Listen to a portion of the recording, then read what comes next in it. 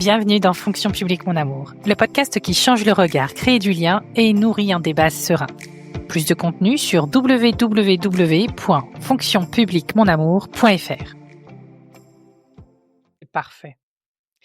J'ai une dernière thématique. Allez, vas-y. On a encore un peu de temps. J'ai pas osé dire question parce que je pense qu'il y a beaucoup de questions dans cette thématique. Mais on a très vite évoqué l'IA. Ouais. Tout à l'heure. En off, je crois d'ailleurs. Moi, plus je me renseigne sur l'IA, plus je m'intéresse à l'IA, plus je me dis c'est une formidable chance pour le public, en tout cas pour la sphère publique, parce que la première lecture, c'est de se dire ça permet d'aller plus vite, d'être plus productif. Pour moi, ça c'est presque un non-sujet. C'est pas du tout en tout cas, c'est pas ce qui m'intéresse. Ce qui m'intéresse, en tout cas, dans l'IA, et après, évidemment, je te demanderai ton avis, c'est quand on voit que finalement, tu disais le comment, c'est comme ça que tu me l'as dit. Le comment, l'IA peut traiter beaucoup de choses du comment. Et par définition, le public est très fort sur le pourquoi, sur l'intérêt général, sur la fondation, tu vois, de ce qui anime et du sens qu'on veut donner. Si l'IA s'occupe du pourquoi, ça laisse plus d'espace du comment, ça laisse plus d'espace au pourquoi. Voilà, moi ça c'est ma position. Mais du coup, j'aurais aimé avoir la tienne avec cette question que je vais poser comme ça pour l'instant. En quoi l'IA va changer la posture ou le rôle du dirigeant ou du manager, selon toi? Alors, selon moi, elle n'aura aucun impact ni sur la posture ni sur le rôle. Pourquoi? Parce qu'on l'a vu, le rôle, il est très spécifique et c'est pas le comment du dirigeant. Le rôle du dirigeant, il n'est pas sur le comment. Il est sur où on va, il est avec qui on y va, il est sur pourquoi on y va, c'est la notion du sens, d'accord? Mais surtout pas sur le comment, ou très peu. Ça, c'est en dessous, c'est des équipes. Ouais. OK? Et c'est comment je donne les moyens aux équipes de mieux avancer. Moi, que je vois des entreprises, des organisations qui n'acceptent pas que on utilise l'IA, c'est comme si on disait il y a quelques décennies, ah ben surtout n'utilisez pas d'ordinateur. Ouais. Surtout n'utilisez pas le téléphone. Surtout n'utilisez pas quoi que ce soit avec l'électricité. Oui. Ouais, ouais. Mais c'est un outil, l'IA. C'est ça. C'est pas une fin en soi, c'est un outil. Et en fait, on est en train de confondre ça. On est en train de confondre la perceuse avec le trou. C'est très bien. J'aime bien l'image. ou encore plus loin, on est en train de confondre le trou avec le fait qu'on veuille accrocher un tableau. On fait pas un trou pour faire un trou. Oui, c'est vrai. C'est pour décorer, pour accrocher quelque chose, n'importe. Mais on fait pas un trou pour faire un trou. D'accord? Donc, le rôle pour moi va pas changer. La posture encore moins. Sinon, ça voudrait dire qu'on se défausse de certains sujets. Ce n'est pas moi, c'est l'IA. T'en as plus besoin de toi dans ce cas-là. Ou c'est même notion, hein, ça me concerne pas. Ça concerne l'IA. Non, ça te concerne. À toi de décider si oui ou non. Donc pour moi, ce posture et rôle, ça changera rien. Par contre, on a une accélération. On a un accélérateur. On a un outil qui est, comme tous les outils nouveaux, fait peur. Parce qu'on ne comprend pas forcément tout. Et puis que comme tout outil, il peut y avoir des dérives dans tous les sens. Ça arrive souvent. D'accord? C'est le même principe. Et là, je ne porte pas de jugement.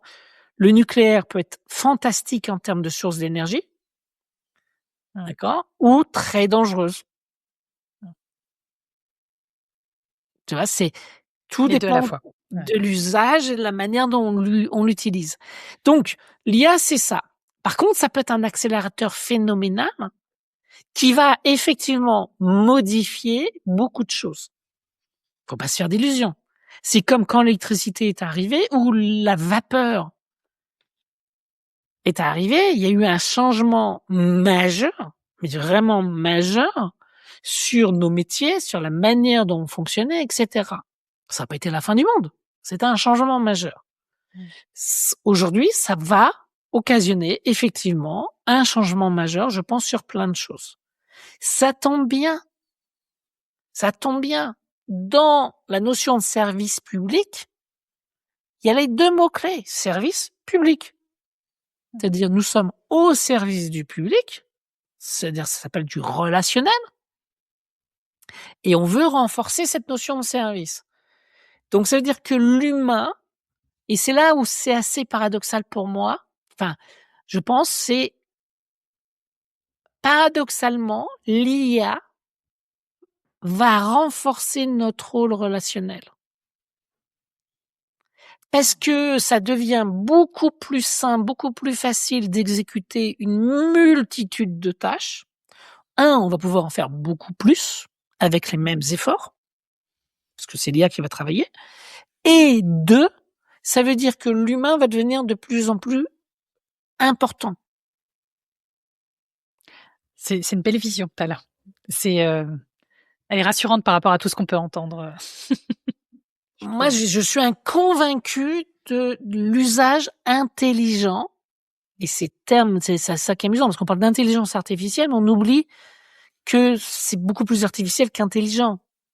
Tout à fait. En fait, les intelligences artificielles ne sont pas intelligentes. C'est des algorithmes, c'est de la vectorisation. Alors moi, j'y connais rien là-dedans, mais en tout cas, c'est pas l'intelligence au sens propre du terme. C'est-à-dire, aujourd'hui, alors peut-être que ce sera plus le cas dans 10 ans, hein, attention. Mais typiquement, il suffit de voir la voiture autonome. Ouais. Il y a 10 ans, on écoutait typiquement Elon Musk, la voiture autonome était pour après-demain. 10 ans après, les voitures ne savent toujours pas conduire toutes seules. Alors elles savent respecter des lignes, mais c'est assez simple, d'accord? Elles savent faire un certain nombre de choses. Donc je n'enlève pas les progrès technologiques, mais on est très très loin de notre capacité visuelle et surtout de notre capacité de connexion de choses. Tiens, je vois un plot de travaux, ça veut dire qu'il y a ça, et en fait c'est automatique. Chez nous, nous avons des automatismes. Quand tu conduis, tu réfléchis plus si tu appuies sur l'embrayage ou non. Ouais, c'est vrai. Donc en fait, tu as oublié que tu savais. On est d'accord, c'est devenu un réflexe. Ouais. Une IA n'a pas ça. Alors dans certains cas, quand il faut reproduire systématiquement les mêmes choses, c'est super utile. Mais c'est comme la perceuse qui tourne. Faut qu'elle tourne. Par contre, dans plein d'autres cas, en fait, c'est de la connexion entre nos expériences passées, nos réflexes et ainsi de suite. Et là, pour l'instant, c'est pas remplaçable par l'IA et je pense que ça ne le sera pas avant un certain temps. Et même si ça l'était, en fait, ça nous permet peut-être, je vais être positif, optimiste, ça nous permet peut-être de remettre l'humain au bon endroit. C'est de dire, en fait, arrêtons de nous poser la question de l'humain, posons-nous la question effectivement, de l'intelligence artificielle, posons-nous la question de l'humain dans tout ça.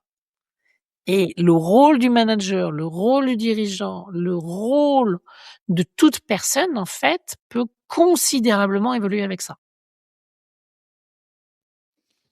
Ouais, je trouve ça assez sympa comme point de vue. Ça change un peu de tout ce qu'on peut voir et lire sur un Moi, je suis un optimiste convaincu. Hein. Ça me va très bien. Ça me va très bien. J'ai une dernière question pour toi. Là, en mars, enfin au printemps prochain, mars-avril, il y a les élections municipales en France. Puisque toi-même, tu ne vis pas en France, mais je sais que tu es au courant de tout ça. Ouais. Et il y a un certain nombre de, alors études, je sais pas, sondages peut-être. En tout cas, j'ai vu passer, et pour en avoir discuté avec des confrères et des consoeurs, les directeurs généraux, donc on appelle DGS au niveau des collectivités, comme il y aura des nouveaux élus, il y aura ce qu'on appelle voilà le jeu des chaises musicales, hein, pas mal de chamboulements, pas mal de mobilité. Est-ce que tu aurais un conseil, un tips, ouais, un truc pour un nouveau DGS ou quelqu'un soit qui est en prise de poste, soit en mobilité, qui arrive sur un nouveau poste comme ça? Ce serait quoi ton tips? Voilà. Si t'en avais un, là, comme ça. Juste un. Allez sur Un le ou terrain. deux, hein, c'est comme Alors, c'était pour faire court. juste un, aller sur le terrain. C'est-à-dire, vous venez d'être nommé, allez discuter avec tout le monde. Ce sera jamais du temps perdu. Allez prendre 1 heure avec chacun, d'accord, avec un certain nombre de personnes. Vous allez en apprendre plus sur l'organisation, sur le mode de fonctionnement, sur les problèmes, et en mode écoute, pas en mode je viens vous vendre ma sauce. Donc c'est vraiment en mode vas-y, dis-moi tout, explique-moi comment ça fonctionne.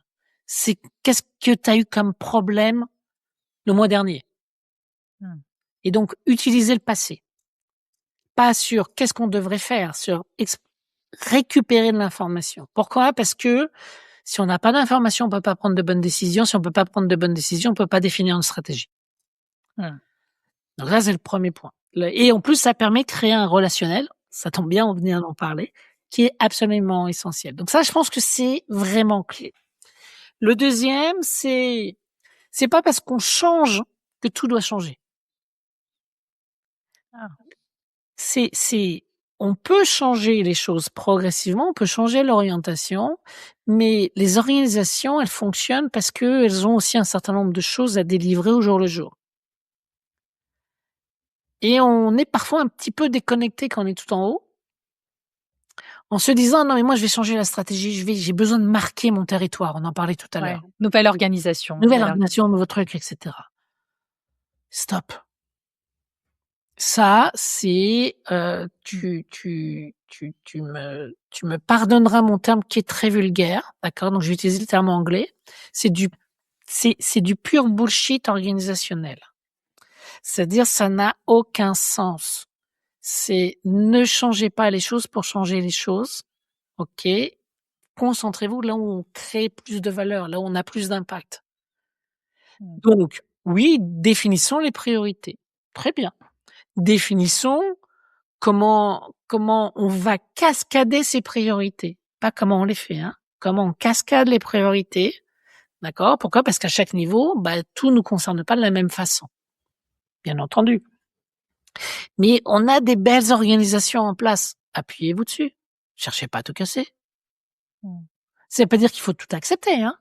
Mais ne cassez pas tout. On a ce don, c'est, on vient d'arriver, donc on veut tout changer. Il faut qu'on marque notre territoire, il faut qu'on change l'organisation. Et on voit ça, il y a certains endroits où chaque fois qu'il y a un changement, il y a un changement organisationnel. Ouais, c'est pas parce que ce sont pas vos potes que pour autant ils sont mauvais. Loin de là. Et inversement, c'est pas parce que ce sont vos potes qu'ils sont bons. Loin de là. Ouais, alors celle-là, elle est intéressante. Sébastien, si on veut travailler avec toi, comment on fait? Ouais, c'est ça, ouais, tout à fait. On veut de l'impact. C'est très simple, vous me contactez sur LinkedIn.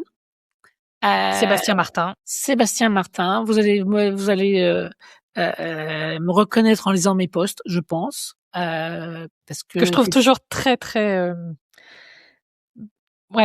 ça vise juste. C'est très bien. En fait, je publie tous les jours, donc normalement, vous verrez c'est actif ou non. Mais ça, c'est il y a beaucoup de Sébastien Martin, dont actuellement un ministre. Mais en dehors de ça, sur LinkedIn, cherchez Sébastien Martin et vous devriez me trouver assez facilement. Mais en fait, plus que de collaborer avec moi, posez-vous la question, qu'est-ce que vous pouvez faire? Déjà à votre niveau. Il y a plein de choses qu'on peut mettre en place. C'est pour sortir du blabla du lundi matin. Pour avoir de l'impact tout de suite avec nos équipes. Pour nos équipes et pour nos clients, usagers, utilisateurs, tout le terme que vous voulez. En fait, le terme en lui-même n'a pas beaucoup d'importance, mais pour avoir plus d'impact. Mais je souligne vraiment cette notion avec et pour nos équipes.